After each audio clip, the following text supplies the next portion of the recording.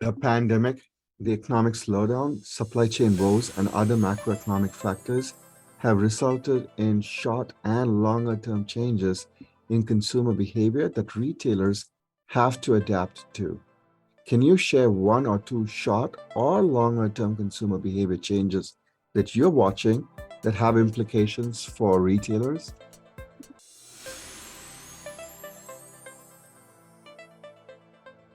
So, as we've seen from coming out of the pandemic, there was a great shift to move to curbside pickup, self-service, at the checkout stand with self-service kiosks.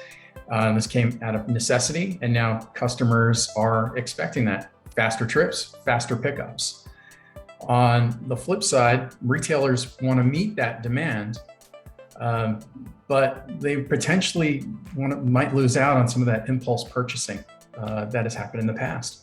They still want their customers to discover products, to browse, to find surprise and delight within their stores.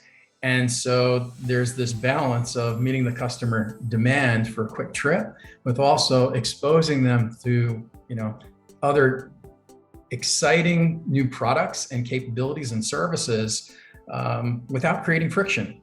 And so I'm really excited to be talking about some of these trends that we're seeing and how retailers can react to that.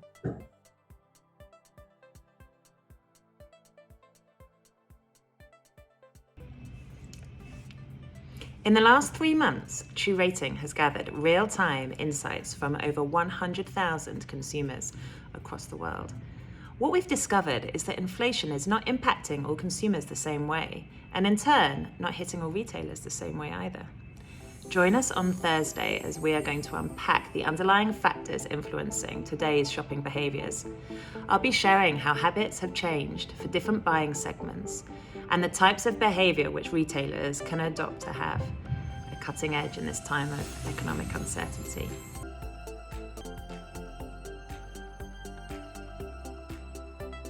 The biggest thing that we're seeing is the decreasing trust that consumers are having in their local stores being in stock for what they want to buy.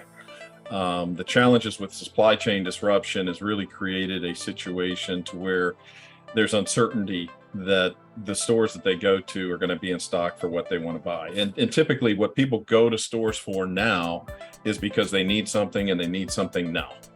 And our research is showing, depending on the segment, anywhere from 4 to 35 times higher numbers for a decreasing trust in the last 2 years in their local retailer being in stock for what they want to buy. The flip side of that is 32% said they increased their trust in Amazon. At the end of the day, retailers or consumers go to retailers because they expect to find what they think the retailer should be selling. And when they don't find that, they're increasingly going, maybe I shouldn't shop here anymore. And that's the biggest concern. So we got to get the inventory fixed. That's ground level.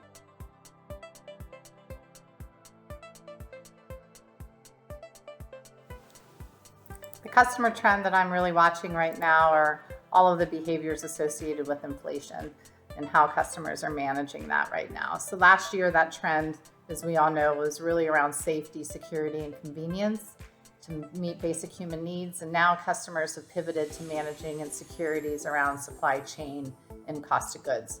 So we all know the universal hierarchy of needs around convenience, quality, and affordability are pretty universal.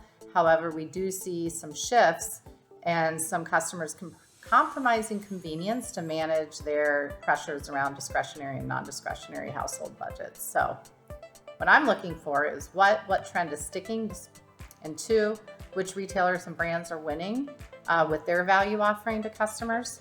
So keep in mind, value is not always about price, it's about perception, and there are indeed trade-offs. Some customers are deal seeking, even if it's inconvenient and they're driving to multiple locations to get their needs. Others are buying in bulk so that they can stock up on items and get lower price per units. And then some are in fact trading down to less expensive brands, and others are just simply electing to treat themselves to that nice steak once a month instead of every week. So The real question is what trend do we need to watch out for that's going to stick and stay? And which customer segments are actually going to manage their budgets the way they are right now, just even when costs go down? And then which retailers are doing well and are going to benefit in the long run? Want to learn more? Then join us on September 15th at 12 noon Eastern Time when we'll discuss short-term and long-term consumer trends and retailer strategies to adapt to these changing behaviors.